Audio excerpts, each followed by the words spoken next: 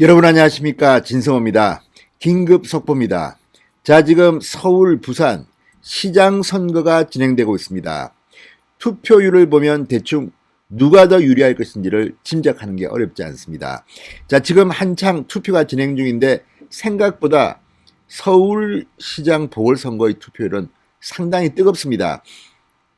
자, 방금 전 오후 2시 현재 투표율이 집계됐습니다. 이걸 보면 서울은 지금 폭발적입니다. 특히 강남 3구로 불리는 강남구, 서초구, 송파구, 지금 이 세 개 구가 서울 25개 구 중에서 투표율 1, 2, 3위를 나눠하고 있습니다. 가장 높은 곳이 서초구, 그 다음이 송파구, 그 다음이 강남구입니다. 반면에 검천구, 중랑구, 관악구 꼴찌에서 1, 2, 3등 투표율을 기록하고 있습니다. 자, 오후 2시 현재이기 때문에 언제든지 순위는 바뀔 수 있습니다. 그러나 지금 서울 지역의 투표율은 상당히 놀랍습니다. 오늘은 보궐선거입니다. 그렇기 때문에 이 워킹데이, 일하는 날입니다. 그래서 2시간을 더 줍니다. 일반적인 총선이나 지방선거는 오후 6시면 투표가 마감되지만 오늘은 2시간 더해서 오후 8시, 저녁 8시에 끝납니다. 자, 그렇기 때문에 지금 투표율은 충격적으로 높습니다. 자, 방금 전 서울 투표율, 부산 투표율이 나왔는데 서울의 2시 투표율은 42.9%입니다. 엄청납니다. 부산은 서울보다는 좀 낮습니다. 37.8%입니다. 자, 이 정도면 이거 오늘 서울은 뭐 50%는 훌쩍 넘겨서 50% 중후반까지도 갈 수 있겠다, 이런 생각까지 듭니다. 부산 같은 경우는 조금 50% 내외가 되지 않을까 하는 조심스러운 전망을 해봅니다.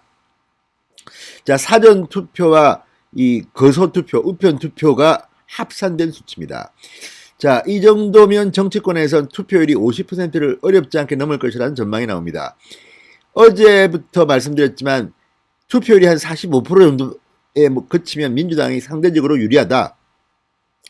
그리고 50% 이상을 넘기면 국민의힘이 유리하다. 이런 전망을 전문가들은 하고 있습니다. 왜냐하면 민주당은 조직력이 강합니다. 특히 서울시장 선거에서는 이 민주당 의원들이 40명이 넘습니다. 그리고 구청장 중 25개 구 중 이 서초구청장 조은희를 빼면 전부 다 민주당입니다. 시의원도 109명 중에 101명 정도가 다 민주당입니다. 그러니까 조직력은 상당히 강하다. 그래서 이 투표를 하게 만드는 조직 힘이 있다. 그러나 그 조직은 한계가 있습니다.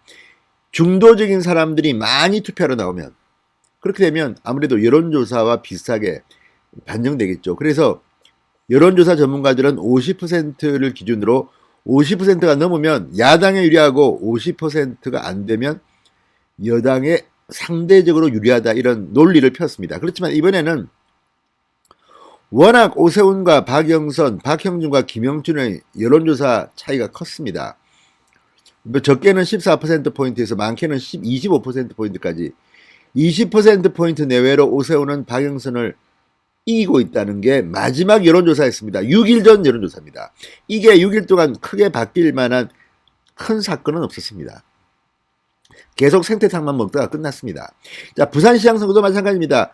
그렇게 박형준을 LCT, 홍대미대 공격을 했건만 크게 반전의 계기를 이루기는 힘들었던 것으로 보입니다. 그렇다면 50%가 넘었다면 이것은 누가 당선 가능성이 높은지는 다 아실 겁니다. 자, 그런데 어쨌든 오늘 생각보다 굉장히 높습니다. 오후 2시 집계입니다. 오후 8시까지 6시간 전에 투표율인데도 서초구는 무려 47.2% 1등입니다. 서울 25개 구 중에서 서초구가 1등인데 47.2%. 그 다음이 송파구 2위 45%. 다음이 강남구 44.7%입니다. 그러니까 이 상대적으로 집값이 비싼 지역이 투표율도 높았다는 겁니다. 이건 완전히 이번 선거 이슈가 매운탕이나 페라가모나 생태탕이나 이런 게 아니라 부동산입니다. 딱 느낌이 오죠. 다음 종로구 44.6, 양천구 44.5, 양천구도 목동이 있습니다. 대단히 아파트 단지가 있습니다. 자, 상대적으로 투표율이 가장 낮은 지역은 금천구였습니다. 38%. 전통적으로 민주당의 초강세 지역입니다. 중랑구 39.7%. 이건 마찬가지입니다. 전통적으로 민주당의 초강세 지역입니다.